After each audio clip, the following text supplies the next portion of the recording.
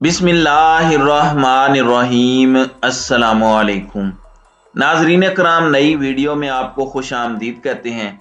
इस वक्त एक जानिब तो पाकिस्तान की जो नई एस्टेब्लिशमेंट है, या फिर ये कहा जाए कि पाकिस्तान की फौज के नए सिपह सलार के आने के बाद और उनकी टीम के आने के बाद पूरी कौम की नजरें उन पर हैं। पिछले 8 महीने में जो कुछ हुआ, जो नहीं होना चाहिए था, लेकिन इस सब का सदेबाब करने की उम्मीद रखी जा रही है। लेकिन इस सब के अंदर अब कुछ मजीद चीजें सामने आई हैं। पाकिस्तान के मुख्तदर हलकों पर एक बहुत बड़ा इल्जाम लग चुका है और यूं लग रहा है कि इमरान खान बामुकाबला एस्टेब्लिशमेंट जल्दी पर तेल डालने की एक बहुत बड़ी कोशिश की गई है। और कुछ इनसाइड डिटेल्स हैं। ऐवान सदर में सदर मुमलिकत डॉक्टर आरिफ अलवी को इमरान खान के हवाले से एक बहुत बड़ा धमकी आमेज पैगाम दिया गया है और ये पैगाम बहुत अलार्मिंग है, क्योंकि इसने बहुत कुछ वाजे कर देना है।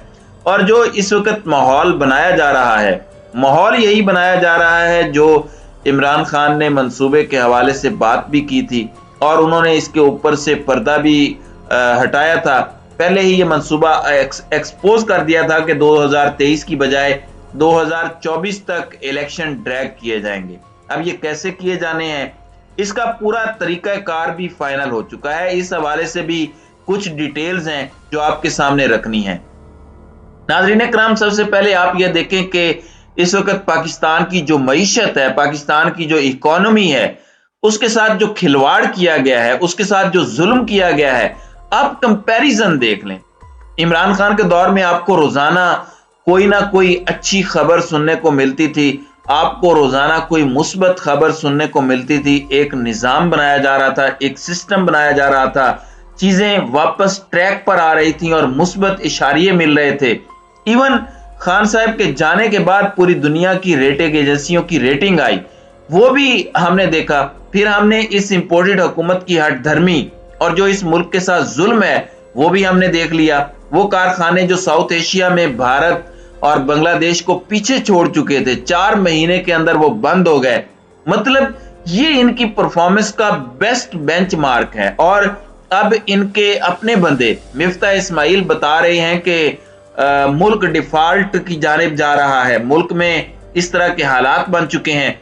और इसहाक डार इकोनॉमिक्स मुल्क के लिए डार्क इकोनॉमिक्स बन चुकी है। इसहाक डार को बड़ी मन्नतों मुरादों के साथ वापस लाया गया था, पूरे एजाज के साथ, हमारे निजाम इंसाफ, हमारे कानून के मुंह पर थप्पड़ रसीद करके आपको, मुझे, पूरी कौम को हमारी औकात याद दिला के हम तो कीड़े मकोड़े हैं और कानून मकड़ी का जाला है जिसमें कीड़े मकोड़े ही सिर्फ फंसते हैं। और आले शरीफ और इस तरह की बदमाशियां और तबका मलामतिया, ये बड़े बड़े दरिंदे हैं, ये तो इस मकड़ी के जाले को फाड़ कर निकल जाते हैं। ये हमें बावर कराया गया, ये हम सब ने देखा। लेकिन नतीजा क्या निकला इसका? डार्क इकोनॉमिक्स पाकिस्तान के लिए डार्क इकोनॉमिक्स में कन्वर्ट हो गई। शुरू में ये होता था कि इसहाक डार आर्टिफिशियली ही सही, अंदर से खोखला मगर ऊपर से रंग रोगन कर लेते थे मईशत का। अब इस कदर बुरे हालात कर दिए हैं कि बाहर से भी रंग रोगन करने के काबिल नहीं रहे। फिर इल्जाम लगाया जाता है कि इकोनॉमिक स्टेबिलिटी खान नहीं आने दे रहा। खान क्यों नहीं आने दे रहा? आप पॉसिबिलिटी लाएं तो सही, पॉलिटिकल स्टेबिलिटी लाएं तो सही। आप मुल्क के अंदर कोई मुआशी इस्तेकाम लाने से पहले कोई सियासी इस्तेकाम तो लाएं, कोई सियासी निजाम तो लाएं।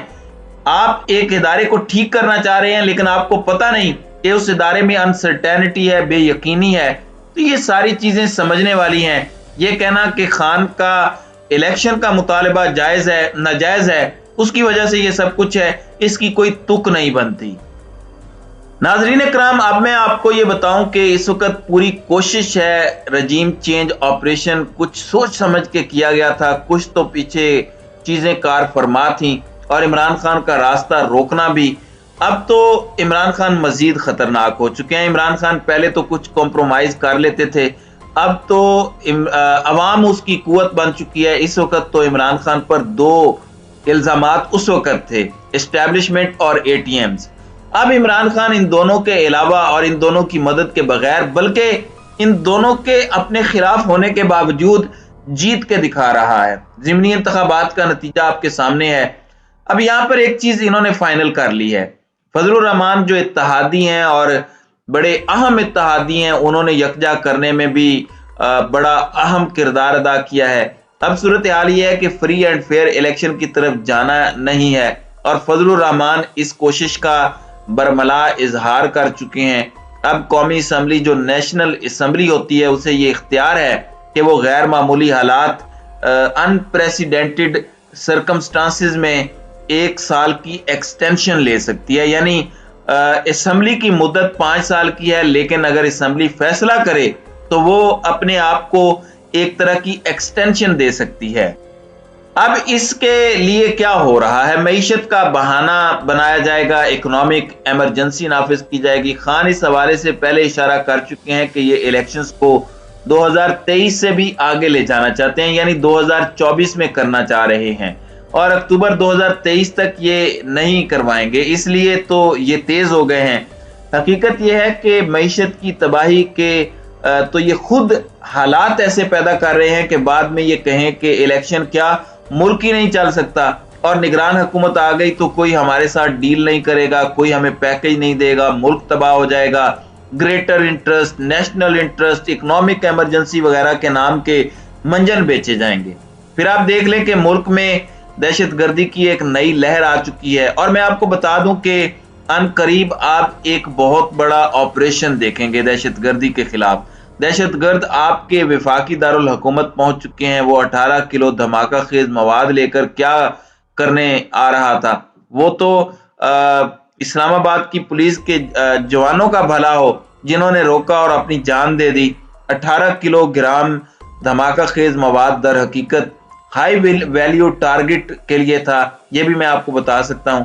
तो ये दो चीजें पाइल अप हो जाएंगी। एक तो इकोनॉमिक सिचुएशन में खुद ये हमें उस गड़े में धकेल रहे हैं, इन्हें ये समझ नहीं आ रही कि 2023 के बाद आप क्या करेंगे। आपके पास प्लान तो है नहीं, 24 में आप क्या कर लेंगे, 24 में भी तो खान नहीं आना है। लेकिन ये तो कम से कम कर लें कि मुल्क तो रहे, मुल्क है तो हम हैं, मुल्क है तो नून लीग है, मुल्क है तो एस्टेब्लिशमेंट है, मुल्क से आगे तो कोई कुछ नहीं है, मुल्क है तो इमरान खान है।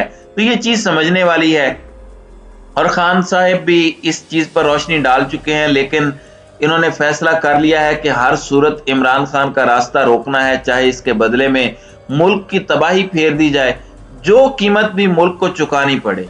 मैं आपको एक चीज बता दूं कि मुख्तदर हलकों पर भी अब एक बहुत बड़ा सवालिया निशान खड़ा हो गया और मुख्तदर हलकों पर ये एक बहुत बड़ा इल्जाम है और एक माहौल बन रहा है।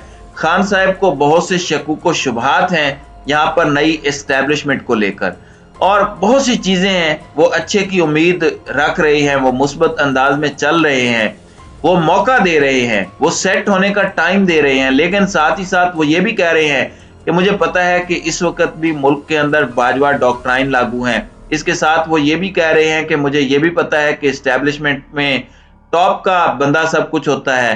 तो ये सारी चीजें बहुत अहम है। अब यहाँ पर हारून रशीद ने बहुत बड़ा दावा किया है, ये सीनियर सहाफ़ी और बड़े वेल इन्फॉर्म्ड हैं। इन्होंने एक दावा किया है कि इसहाक डार जो एक तरह से डिप्टी प्राइम मिनिस्टर भी हैं, बाइख्तियार वजीर आजम भी हैं, मईशत की तबाही हो रही है, लेकिन वो अपना इक़्तिदार बचाने के लिए सदर मुमलिकत आरिफ अलवी से मुज़ाकरात भी कर रहे होते हैं ऐवान सदर के अंदर। अब यहाँ पर डार साहब ने अलवी साहब से काफ़ी मुलाकातें की हैं। अब ये बताया गया है और ये दावा सामने आ रहा है कि इसहाक डार ने सदर आरिफ अलवी को धमकी दी है, यानी तड़ियां लगाई हैं और ये बताया है कि खान साहब को समझा लें, खान साहब को कहें कि सीधा हो जाएं, हमारी बातें मान लें, वरना हम अकेले नहीं हैं।